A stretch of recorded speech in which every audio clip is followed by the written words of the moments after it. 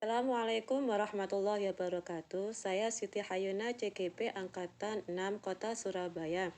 Di sini saya akan membuat kesimpulan terkait dengan refleksi pemikiran-pemikiran Ki Hajar Dewantara Modul 1.1. Menurut Bapak Ki Hajar Dewantara, pendidikan atau uploading yaitu memberi tuntunan terhadap segala kekuatan kodrat yang dimiliki anak, agar anak mampu mencapai keselamatan dan kebahagiaan yang setinggi-tingginya, baik sebagai seorang manusia maupun sebagai anggota masyarakat. Sebelum mempelajari modul 1.1, cara pandang saya terhadap murid yaitu manusia dewasa yang berusia antara 15 sampai 18 tahun. Karena di sini saya pengajar anak SMA, maka anak SMA pada usia tersebut mereka mampu berpikir secara abstrak terbimbing. Mereka mempunyai kompetensi dan gaya belajar yang berbeda-beda dalam memahami suatu capaian kompetensi, perilaku maupun komunikasi.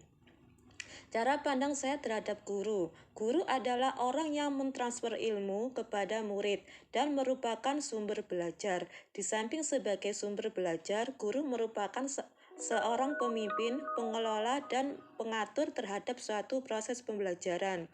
Sedangkan pembelajaran di kelas adalah tempat di mana terjadinya transfer ilmu dari guru ke murid atau tempat terjadinya eksplorasi kompetensi siswa. Setelah mempelajari modul 1.1, saya mengubah cara pandang terhadap siswa dan cara pandang terhadap pembelajaran di kelas. Yang pertama terkait dengan kodrat anak. Setiap anak memiliki bakat, minat, kompetensi, dan latar belakang yang berbeda, sehingga dalam memimpin dan mengelola pembelajaran harus bisa memfasilitasi semua kodrat anak. Yang kedua, terkait kodrat zaman. Sekarang negara Indonesia memasuki era industri 4.0 dan era society 5.0, sehingga dalam proses pembelajaran harus mencerminkan dua era tersebut. Terkait dengan era industri berarti pembelajaran harus melibatkan dengan digitalisasi pembelajaran.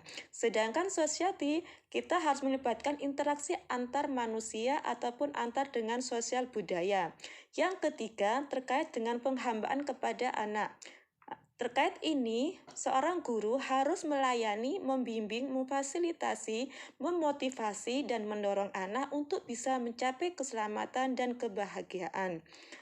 Penerapan di kelas. Yang pertama, terkait pembelajaran, maka pembelajaran harus berpusat pada siswa. Yang kedua, terkait sumber pembelajaran. Kita harus menggunakan sumber alam dan sumber digitalisasi, karena di sini kita sudah terkait dengan era 4.0 ataupun era society 5.0.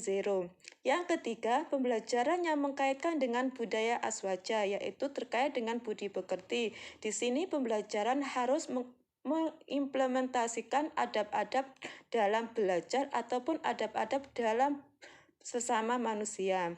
Yang keempat yaitu menciptakan situasi belajar yang menyenangkan. Di sini diharapkan guru mampu membuat suatu sumber belajar yang bisa menyenangkan anak atau bisa membuat permainan terhadap anak. Misalkan dengan membuat lagu yang mudah memahami konsep suatu materi, atau permainan card yang bisa juga membantu anak-anak menguasai konsep.